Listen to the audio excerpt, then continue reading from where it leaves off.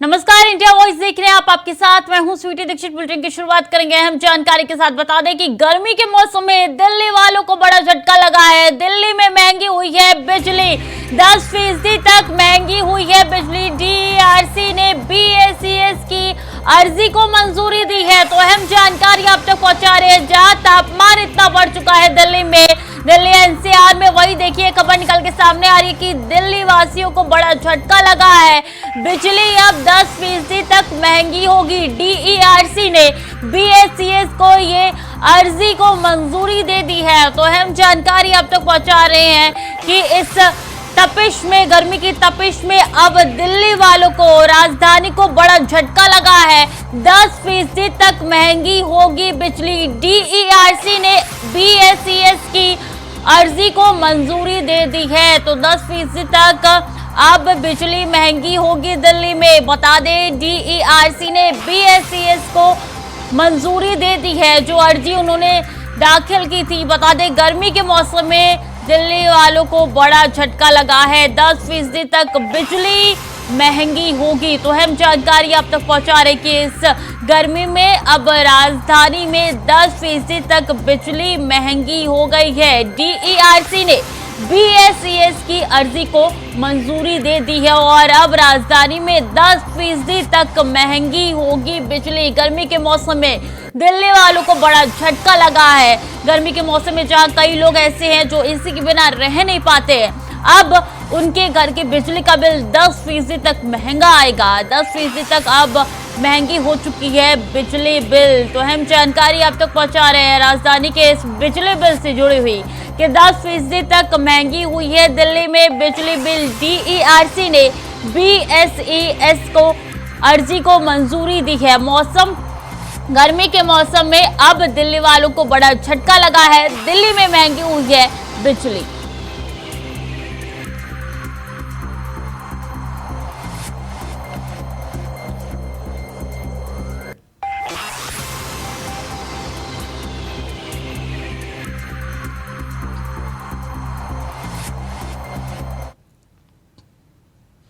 सुबह 11 बजे सपा कार्यालय में होगी बैठक समाजवादी पार्टी की। आज लोकसभा चुनाव पर यह बैठक होने जा रही है। 11 बजे का वक्त बताया जा रहा है जब समाजवादी पार्टी कार्यालय में यह बैठक होने जा रही है। आजमगढ़ के नेता और पदाधिकारी बुलाए गए हैं इस बैठक में।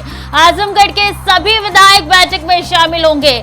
सपा अध्यक्ष अखिलेश यादव लेंगे आज ये बैठक। तो देखिए लोकसभा चुनाव से पहले समाजवादी पार्टी अब रन में उतरती हुई नजर आ रही है। एक के बाद एक प्रशिक्षण शिविर हो, यह बैठकों का दौर लगातार जारी है। आजमगढ़ के सभी विधायक ये जो 11 बजे बैठक होने वाली है उसमें बुलाए गए हैं। समाजवादी पार्टी अखिलेश यादव अब इस बैठक को 11 बजे लेने वाले हैं। तो सुबह 11 बजे सपा कार्यालय में बड़ी बैठक होने वाली है समाजवादी पार्टी की। आज लोकसभा चुनाव के मद्देनजर यह अहम बैठक होने वाली है। आजमगढ़ के नेता और पदाधिकारी इस बैठक में बुलाए गए हैं। तमाम पदाधिकारी इस बैठक में मौजूद होंगे और सपा अध्यक्ष अखिलेश यादव के नेतृत्व में यह बैठक होने वाली है।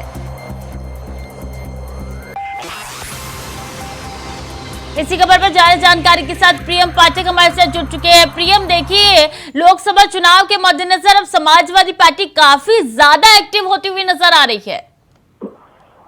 बिल्कुल, देखिए समाजवादी पार्टी जो है आज 11 बजे से ये बैठक जो है वो पार्टी कार्यालय में शुरू होगी। समाजवादी पार्टी लोकसभा चुनाव पर को लेकर जो है ये बैठक करेगी। आजमगढ़ के नेता और पदाधिकारी जो है वो इस बैठक में बुलाए गए हैं और आजमगढ़ के जो विधायक हैं अब वो इस बैठक में शामिल होंगे। अखिलेश यादव जो है वो इस बैठक को लेंगे और इस बैठक के अंदर आजमगढ़ सीट को लेकर क्या रुझान है, क्या वहाँ पे माहौल है, क्योंकि माना जा रहा है कि वहाँ से पार्टी का कोई बड़ा लीडर ही जो है वो चुनाव लड़ेगा और उसमें शिवपाल यादव का भी नाम की चर्चा हो चुकी है, या फिर अखिलेश यादव, क्योंकि पिछली बार 2019 के भी लोकसभा चुनाव में अखिलेश यादव ने आजमगढ़ से जो है वो चुनाव लड़ा था और बड़े अंतर के साथ में वो जीते भी थे।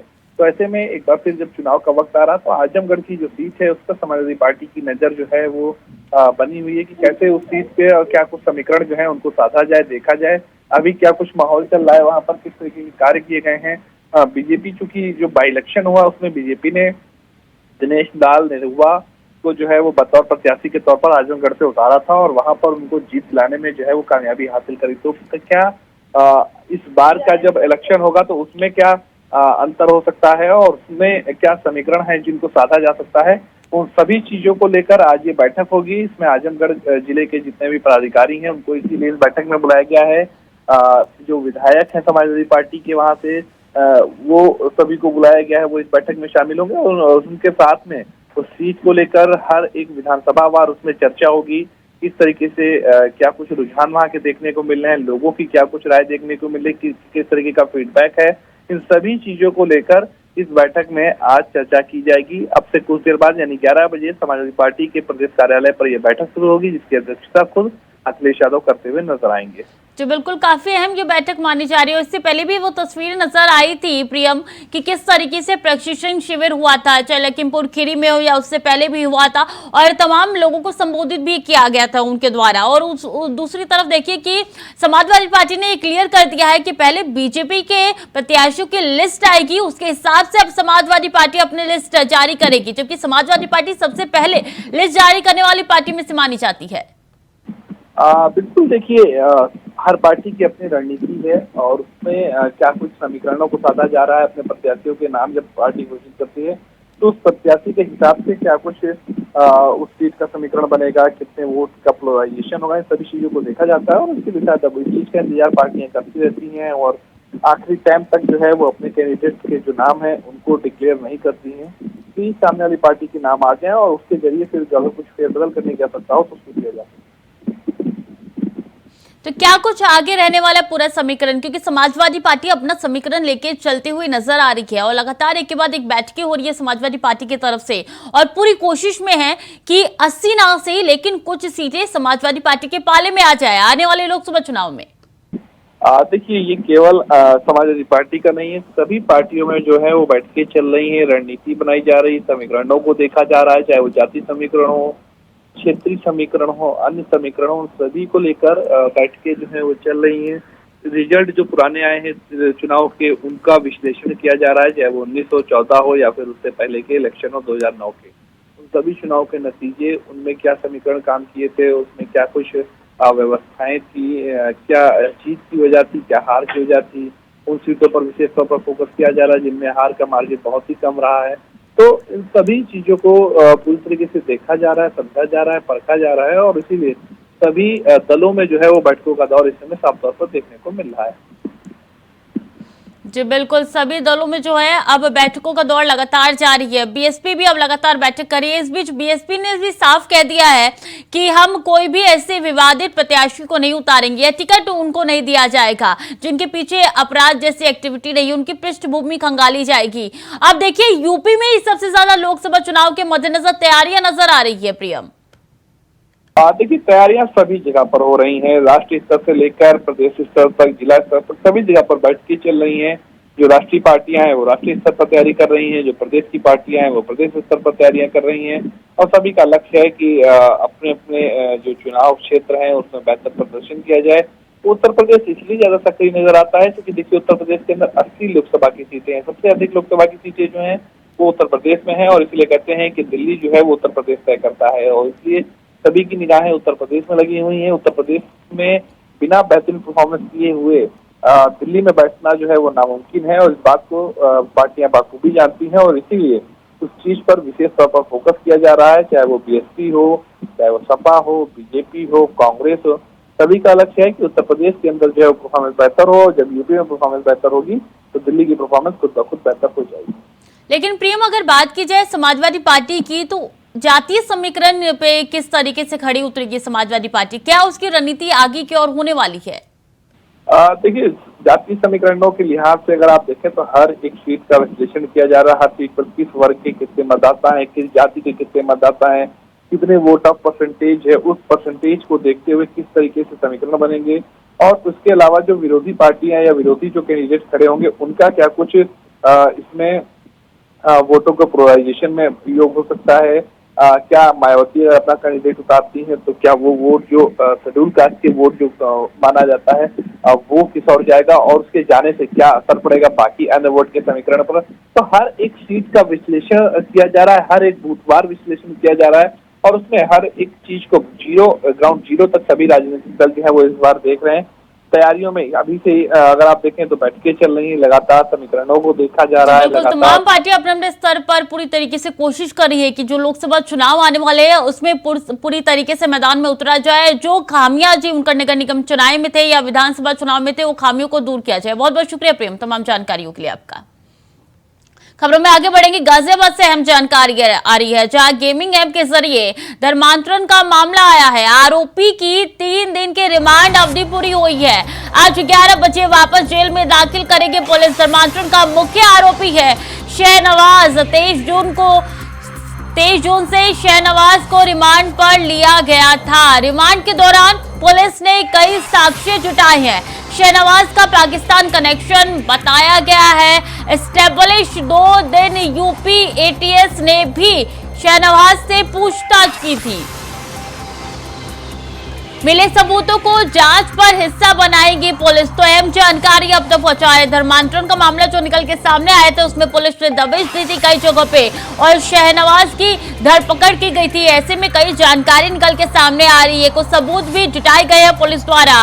शहनवाज का पाकिस्तानी कनेक्शन बताया जा रहा है, एस्टेब्लिश बताया जा रहा है। 2 दिन यूपी एटीएस ने शहनवाज से पूछताछ भी की थी और ऐसे में शहनवाज की पिछले दिन रिमांड भी मिली थी। 23 जून से एक बार फिर से रिमांड ली गई थी शहनवाज की और तमाम पूछताछ हो रही है। सवालों की लिस्ट फहरिस्त तैयार है और ऐसे में गेमिंग ऐप के जरिए धर्मांतरण का ये पूरा मामला है, जहाँ पे दूसरे धर्म के लोगों को अगले धर्म में परिवर्तित कराया जाता, धर्मांतरण करवाया जाता था। आरोपी की अब इस पूरे खेल में एक आरोपी शहनवाज जो है मास्टरमाइंड बताया जा रहा है, जिसको पुलिस ने कई दिनों पहले पकड़ लिया था और आज 11 बजे वापस जेल में दाखिल करेगी पुलिस उनकी रिमांड लेने के लिए। तो वहीं अगले साल जनवरी में अयोध्या एयरपोर्ट का लोकार्पण होगा। अक्टूबर तक एयरपोर्ट के पहले चरण का काम पूरा होगा। एयरपोर्ट के लिए 2200 मीटर का रनवे हो रहा है तैयार। राम मंदिर की प्राण प्रतिष्ठा के साथ एयरपोर्ट चालू होगा। तो अक्टूबर तक एयरपोर्ट के पहले चरण का काम पूरा हो जाएगा। बता दें, एयरपोर्ट के लिए 2200 मीटर का रनवे तैयार हो रहा है। एयरपोर्ट का काम भी लगातार चालू है और राम मंदिर की प्राण प्रतिष्ठा के साथ एयरपोर्ट का काम चालू होगा। तो अहम जानकारी आप तक पहुंचा रहे हैं। अगले साल जनवरी में अयोध्या एयरपोर्ट का लोकार्पण किया जाएगा। बता दें कि एयरपोर्ट बनाने की तैयारी अभी से की जा रही है। अक्टूबर तक एयरपोर्ट के पहले चरण का काम पूरा कर लिया जाएगा। लोकार्पण होगा जनवरी में और एयरपोर्ट के लिए 2200 मीटर का रनवे तैयार हो रहा है। राम मंदिर की प्राण प्रतिष्ठा के साथ एयरपोर्ट चालू किया जाएगा। तो राम मंदिर की प्राण प्रतिष्ठा भी जनवरी में होने वाली है और ऐसे में इस प्राण प्रतिष्ठा के साथ एयरपोर्ट का काम चालू किया जाएगा। तो जनवरी 2024 में अब अयोध्या के एयरपोर्ट का लोकार्पण होगा और ऐसे में अक्टूबर तक एयरपोर्ट के पहले चरण का काम पूरा हो जाएगा। एयरपोर्ट के लिए 2200 मीटर का रनवे तैयार हो रहा है और राम मंदिर की प्राण प्रतिष्ठा के साथ एयरपोर्ट चालू किया जाएगा।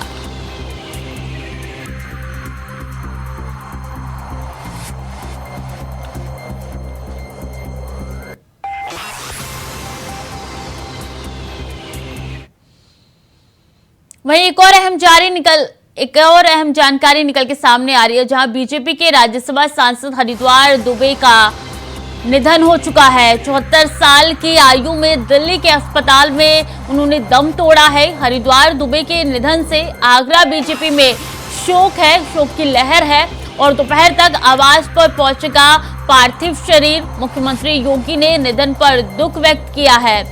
ट्वीट करके मुख्यमंत्री योगी आदित्यनाथ ने दुख व्यक्त किया है। उन्होंने ट्वीट किया है, माननीय राज्यसभा सांसद पूर्व मंत्री उत्तर प्रदेश सरकार श्री हरिद्वार दुबे जी का निधन अत्यंत दुखद है। मेरी संवेदनाएं शोक संतप्त परिजनों के साथ है। प्रभु श्री राम दिवंगत पुण्यात्मा को अपने श्री चरणों में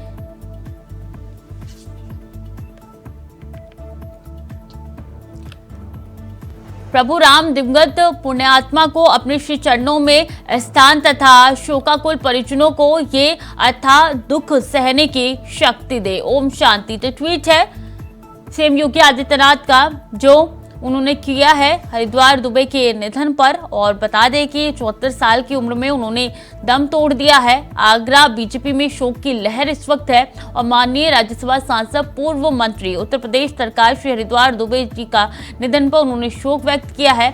और मेरी संवेदनाएं शोक संतप्त परिजनों के साथ श्री प्रभु राम दिवगंत पुण्यात्मा को अपने चरणों में स्थान दे। तो ये ट्वीट है सीएम योगी आदित्यनाथ का, जो कि हरिद्वार दुबे के निधन पर सीएम योगी आदित्यनाथ ने ट्वीट करके शोक व्यक्त किया है और श्रद्धांजलि अर्पित की है।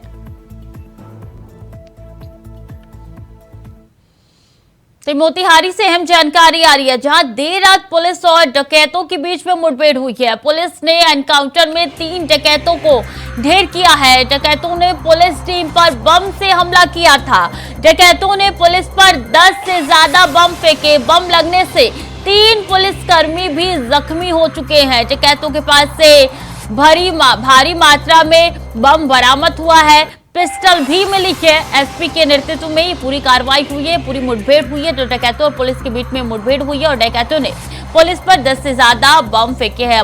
मोतिहारी में पूरी मुठभेड़ हुई है और देर रात पुलिस और डकैतों के बीच में मुठभेड़ हुई है। पुलिस ने एनकाउंटर में 3 डकैतों को ढेर कर दिया है। देर रात की घटना बताई जा रही है। बता दें कि डकैतों ने पुलिस टीम पर बम से हमला किया था और इस बम के हमले से 3 पुलिसकर्मी घायल हो चुके हैं, जिनको अस्पताल में भर्ती कराया गया। इलाज चल रहा है। 10 से ज्यादा बम फेंके गए थे पुलिसकर्मियों पर और ऐसे में 3 पुलिसकर्मी बम लगने से घायल हो गए, जिनका अस्पताल में इस वक्त इलाज चल रहा है। और ऐसे पूरे मुठभेड़ में 3 डकैतों को पुलिस ने ढेर कर दिया है। तो डकैतों के पास से भारी मात्रा में बम और पिस्टल भी बरामद कर लिए गई है।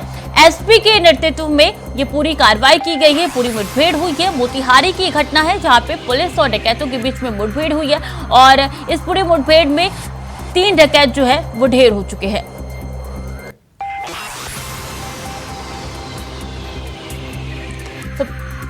तो पुलिस ने एनकाउंटर में 3 डकैतों को ढेर कर दिया है। डकैतों और पुलिस टीम के बीच में मुठभेड़ हुई थी और ऐसे में डकैतों ने पुलिस टीम के ऊपर 10 बम फेंके और इस बम में 3 पुलिसकर्मी जो है वो घायल हो गए, जिनका अस्पताल में इलाज चल रहा है। मोतिहारी में ये मुठभेड़ हुई है, जहां डकैतों और पुलिस के बीच में मुठभेड़ हुई है। बम लगने से 3 पुलिसकर्मी घायल हो गए हैं, क्योंकि डकैतों ने पुलिसकर्मी पर 10 बम फेंके थे। बता दें कि इस पूरे मुठभेड़ में 3 डकैत जो है उनको पुलिस कर्मियों ने ढेर कर दिया है। एसपी के नेतृत्व में ये पूरी कार्रवाई की गई है। पूरी मुठभेड़ एसपी के नेतृत्व में हुई है। बता दें कि 3 डकैत जो है वो ढेर हो चुके हैं। तो वही बम फेंकने की वजह से डकैतों द्वारा पुलिसकर्मी जो है वो 3 घायल हो चुके हैं, जिनका अस्पताल में इस वक्त इलाज चल रहा है। तो बम लगने से 3 पुलिसकर्मी घायल हो गए हैं।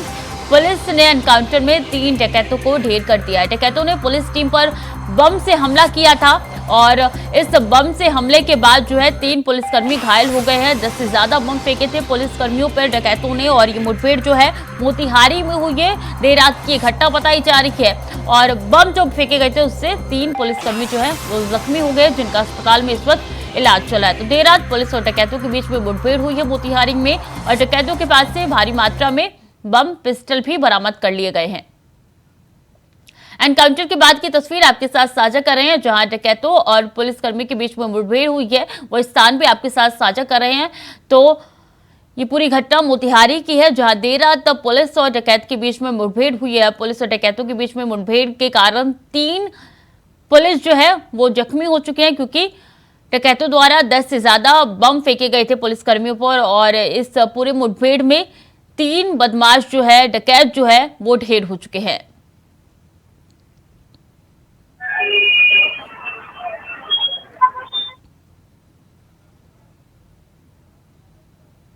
इसी खबर पर ज्यादा जानकारी के साथ धर्मेंद्र कुमार हमारे साथ जुड़ चुके हैं सीधे। धर्मेंद्र, किस वक्त की घटना बताई जा रही है जब पूरी मुठभेड़ हुई है? आवाज मिल रही है? जी जी, मैं आपको बता दूं कि ये मामला कल देर रात हुई है, जब हमेशा के तरफ नेपाल से आए डकैत मोतिहारी क्षेत्रों में हर जगह डकैती कर रही है। वहीं कल पूर्णिया में डकैतों द्वारा घटना को अंजाम देने के लिए एक जगह इकट्ठा हुआ था। तब तक पुलिस को सूचना मिली, पुलिस चारों तरफ से डकैतों को घेर लिया। उसके बाद डकैत ने बम की बरसात करते हुए अपने क्षेत्रों में यानी नेपाल भागने के प्रयास में थी। वहीं पुलिस ने भी फायरिंग में 3 डकैत को गोली मारी, जिससे घटना स्थल पर डकैती मच हो गई। वहीं 3 पुलिसकर्मी घायल हुए हैं, जिसकी इलाज चल रही है। डकैतों का मनोबल नेपाल से इतना बढ़ चुका है कि अब चंपारण में हर क्षेत्रों में डकैती का अंजाम देने के लिए कोशिश कर रहे हैं। तो कितने दिनों से ये डकैत पूरे एरिया में एक्टिव थे? जी मैं आपको बता दूं, नेपाल से आए हुए डकैत करीब 6 महीने से हर क्षेत्रों में, कभी रक्सौल, घोड़ासान, हर क्षेत्रों में डकैत अपने अंजाम देने के लिए देते रहते हैं। इस पूरी घटना में क्या और भी डकैत थे जो फरार बताए जा रहे हैं, सिर्फ 3 ही डकैत थे? नहीं, लगभग 10 से 15 डकैत बैठे हुए थे, लेकिन जब पुलिस पहुंची तो डकैतों को सूचना मिली, तब डकैत भागने के क्रम में बम बरसाते हुए नेपाल के रास्ते से नेपाल में घुस गए। जी धर्मेंद्र, बहुत बहुत शुक्रिया आपका तमाम जानकारियों के लिए।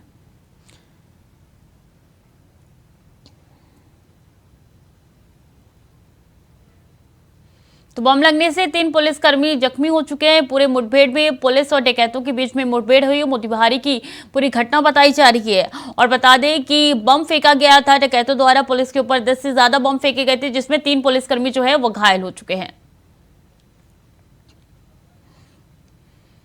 और पुरानी पेंशन बहाली को लेकर कल होगी हुंकार रैली। बता दें रेलवे स्टेडियम में कल हुंकार रैली होने जा रही है। राज्य और केंद्र संगठन के कर्मचारी लेंगे इसमें हिस्सा। जिलेवार रथ यात्रा के बाद हो रही है हुंकार रैली। हुंकार रैली की तैयारी में जुटे हैं कर्मचारी नेता। तो पुरानी पेंशन बहाली को लेकर हुंकार रैली होने जा रही है। मंगलवार को यह हुंकार रैली होगी और रेलवे स्टेडियम में कल हुंकार रैली होने जा रही है। रेलवे स्टेडियम में मंगलवार को भव्य तरीके से हुंकार रैली होने जा रही है। राज्य और केंद्र संगठन के कर्मचारी इसमें हिस्सा लेने जा रहे हैं हुंकार रैली में, मंगलवार को जो होनी जा रही है। और ऐसे में आपको बता दें कि जिलेवार रथ यात्रा के बाद ये हुंकार रैली होने जा रही है। पेंशन बहाली को लेकर ये हुंकार रैली होनी जा रही है, पुरानी पेंशन बहाली को लेकर। और ऐसे में हुंकार रैली की तैयारी में तमाम कर्मचारी और नेता जुटे हुए नजर आ रहे हैं। मंगलवार को हुंकार रैली होनी जा रही है। पुरानी पेंशन बहाली के मुद्दे पर यह हुंकार रैली होने जा रही है मंगलवार को।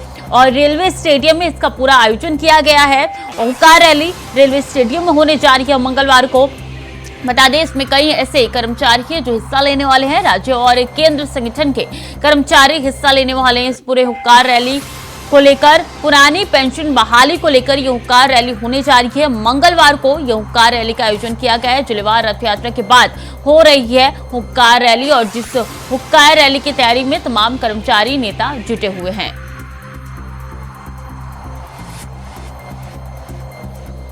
तो पुरानी पेंशन बहाली को लेकर मंगलवार को हुंकार रैली होनी जा रही है। कल हुंकार रैली होनी जा रही है। रेलवे स्टेडियम में हुंकार रैली मंगलवार को होने जा रही है। बता दें कि राज्य और केंद्र संगठन के कर्मचारी इस हुंकार रैली में हिस्सा लेने वाले हैं। इसी के साथ कई दिनों से इसकी तैयारी चल रही थी। जिलेवार रथ यात्रा के बाद हो रही है हुंकार रैली। और आम आदमी पार्टी का यूपी में आज से अभियान शुरू होने वाला है। यूपी में आज से बिजली खोजो अभियान होगा शुरू। बिजली संकट पर 1 जुलाई तक आप चलाएगी अभियान। 2 जुलाई को पूरे प्रदेश में निकाला जाएगा लालटेन जुलूस। आम आदमी पार्टी ने यूपी के लोगों से की है अपील। वीडियो सीएम ऊर्जा मंत्री को टैग करके अपलोड करें। तो बता दें बिजली संकट पर 1 जुलाई तक आप आम आदमी पार्टी चलाएगी अभियान और 2 जुलाई को पूरे प्रदेश में निकाला जाएगा लालटेन जुलूस।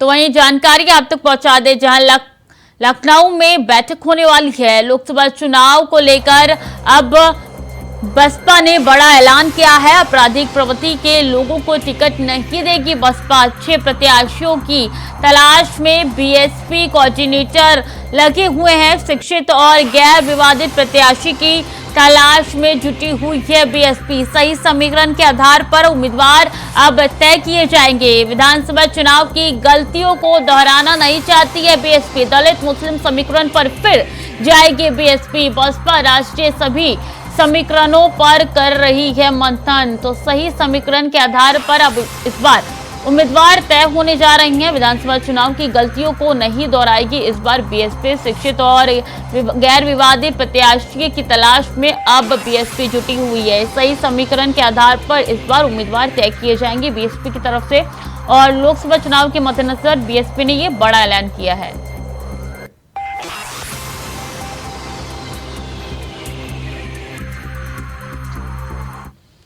तो फिलहाल के लिए बुलेटिन में इतना ही। खबरें लगातार जारी है, देखते रहिए इंडिया वॉइस।